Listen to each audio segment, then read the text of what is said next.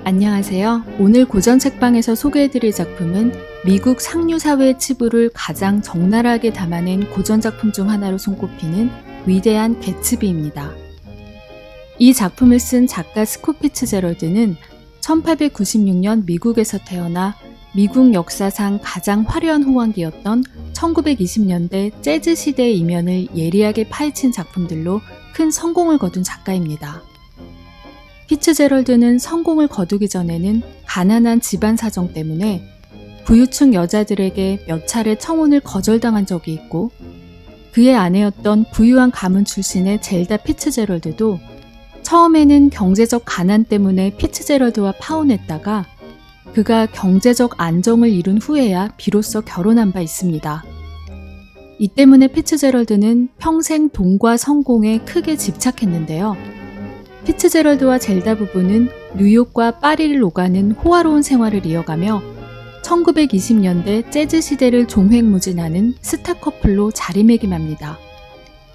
하지만 흥청망청 재즈 시대가 차츰 막을 내리고 30년대에 미국 대공황이 시작됩니다.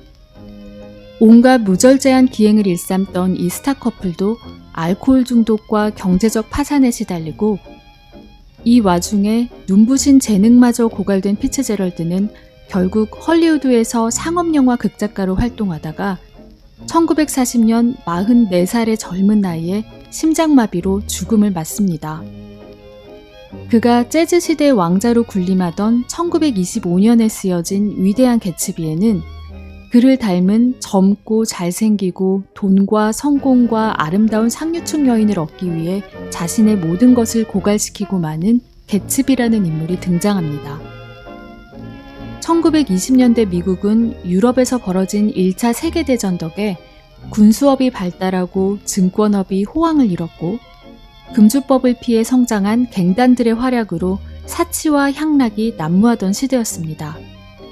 도시 곳곳에서 재즈 음악이 흘러넘치는 대규모 파티가 열렸고, 수단과 방법을 가리지만 않는다면 누구나 원하는 부와 성공과 사랑을 영원히 얻을 수 있을 듯한 환상에 사로잡혀 있던 시대입니다. 개츠비도 이러한 환상에 사로잡혀 맹목적으로 수단과 방법을 가리지 않고 부를 쌓으며 첫사랑이자 다른 남자의 아내가 된 상류층 여인 데이지를 되찾을 수 있다는 맹목적인 희망에 사로잡힙니다. 데이지는 전통적인 가문과 부를 보유한 미국 내 전통 부자 계층을 상징하는 인물로, 이 계층의 사람들은 자신들이 가진 물질적인 부와 명예를 유지하며 안락함을 누리는 것 외에는 그 어떤 인간적인 감정이나 욕망에 관심이 없는 무심하고 속물적인 사람들입니다. 그럼 과연 개츠비는 계층의 벽을 뛰어넘어 데이지를 영원히 되찾게 될 수 있을지, 지금부터 개츠비가 살아가는 1920년대 미국 뉴욕의 웨스트에그로 가보시겠습니다. 이 책의 화자이자 미국 중서부의 부유한 집안에서 태어난 닉은 호황기에 있던 증권업에 종사하기 위해 뉴욕의 롱아일랜드 섬에 있는 웨스트에그 지역으로 이사옵니다. 닉의 이웃집에는 궁궐 같은 호화로운 대저택이 있었는데, 이곳에는 밤마다 성대한 대규모 파티를 열어 뉴욕의 온갖 신흥 부자들과 명사들을 불러 모으는 개츠비란 남자가 살고 있었습니다.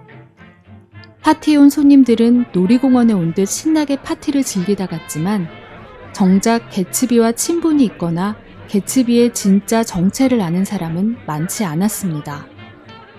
개츠비는 자신이 부유한 가문의 옥스퍼드 출신이라고 말하고 다니긴 했지만, 그가 어떻게 이 막대한 부를 축적했는지는 미스테리로 남아있어서 사람들은 그가 부호를 죽인 살인자이거나 밀주업자일 거라고 수군대곤 했습니다. 닉과 개츠비가 살아가는 웨스트에그 건너편에는 마늘 사이에 끼고 전통적으로 유서 깊은 가문의 부유층 사람들이 살아가는 이스트에그라는 지역이 있었습니다.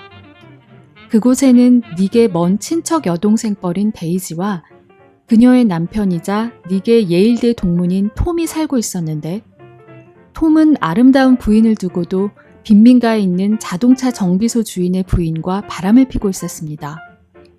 데이지는 과거에도 숱하게 바람을 피우며 속을 썩였던 남편 톰과 냉랭한 관계를 유지하고 있었지만 남편이 줄 수 있는 부유하고 사치스러운 생활에 안주하며 살아가고 있었습니다.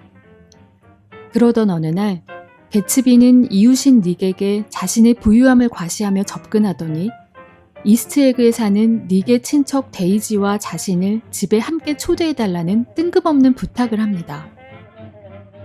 알고 보니 과거의 개츠비와 데이지는 서로 사랑하던 사이였는데요. 실제 가난한 집안 출신이었던 개츠비는 전쟁에 참전 중이던 과거 군인 시절에 부유한 가문의 데이지를 보고 서로 반했었고 자신도 그녀와 같은 상류층 가문의 사람이라고 거짓말을 하며 그녀의 집을 드나들다가 그녀를 가져버립니다. 그리고 자신에게 몸을 내어준 후에도 매달리지 않고 아무렇지 않게 부유한 가족과 풍족하고 오만한 삶을 이어가는 그녀의 모습에 더욱 빠져들고 맙니다. 개츠비는 이때부터 모든 삶의 풍파로부터 자유로운 상류층의 삶을 동경하게 되죠.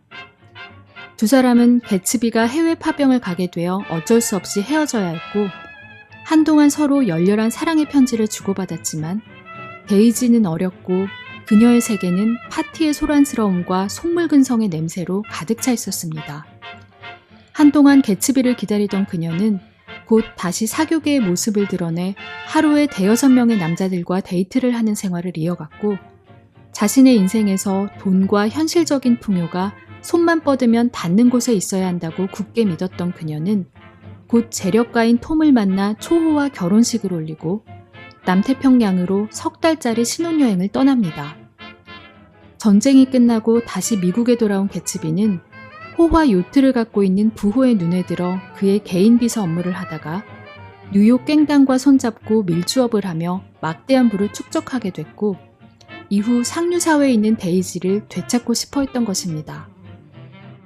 이를 위해 개츠비는 이스트에그에 정착한 데이지의 집이 보이는 맞은편 동네에 호화로운 대저택을 사고 매일 밤 파티를 열며 그녀의 존재를 아는 사람을 찾고 있었던 것입니다.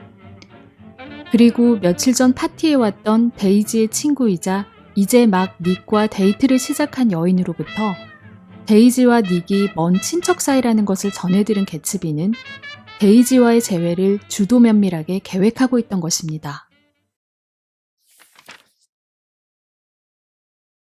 속물적인 상류사회에서 개츠비의 흔치 않은 순애보에 깊은 인상을 받은 닉의 도움으로 개츠비와 데이지는 어느 비오는 늦은 오후 닉의 집에서 재회하게 되고 개츠비는 옛사랑에 대한 향수에 빠진 데이지를 자신의 호화로운 집으로 데려가 집안 곳곳을 뻐기듯 보여줍니다.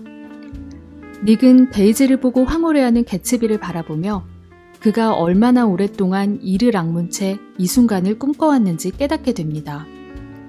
집 앞에 펼쳐진 만의 잔잔한 물결을 바라보며 개츠비는 데이지에게 언제나 만 너머의 당신 집을 바라봤었다고 그리고 그 집 근처에는 언제나 초록색 등이 켜져 있었다고 말합니다. 개츠비에게 그 초록색 불빛은 온갖 삶의 풍파 속에서도 데이지와의 황홀한 미래를 약속하는 신호였던 것입니다.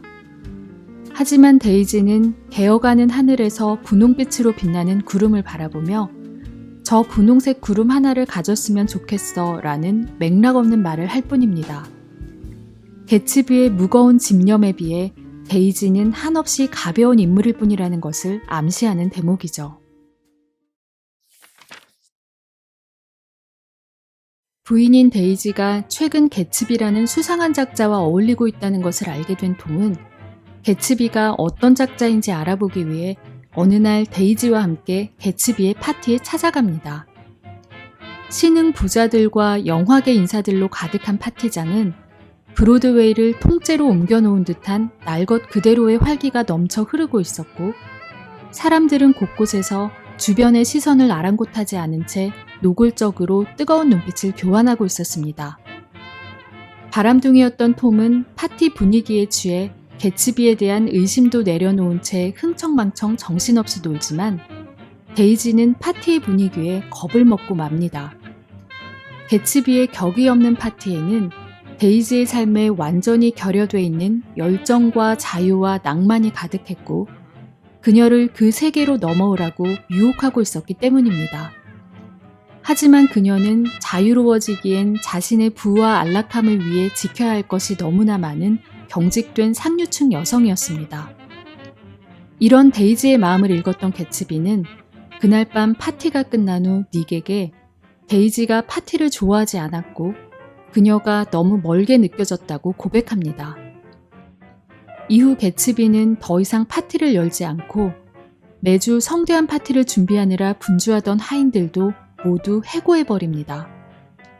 데이지가 파티를 마음에 들어하지 않는 순간 손님으로 떠들썩했던 집 전체가 카드로 만든 집처럼 와르르 무너져 내리고 파티도 영원히 막을 내린 것입니다.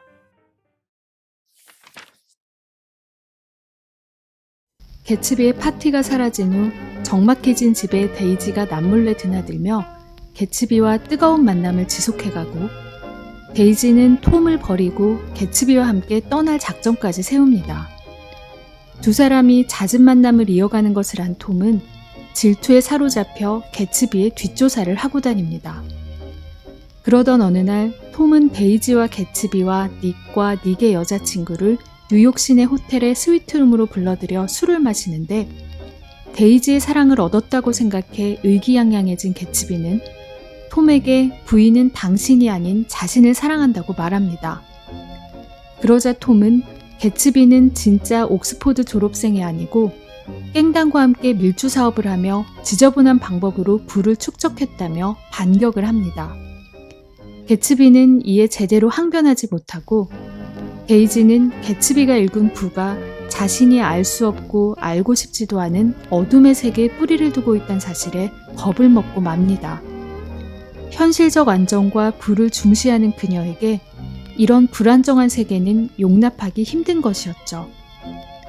데이지가 겁먹은 모습을 보고 의기양양해진 톰은 개츠비와 데이지에게 같이 차를 타고 집으로 돌아오며 대화를 나눠보라고 권하고 데이지는 개츠비를 태운 채 흥분한 상태로 톰의 노란 차를 몰다가 톰의 정부인 윌슨 부인을 차로 치고 뺑소니를 치고 맙니다.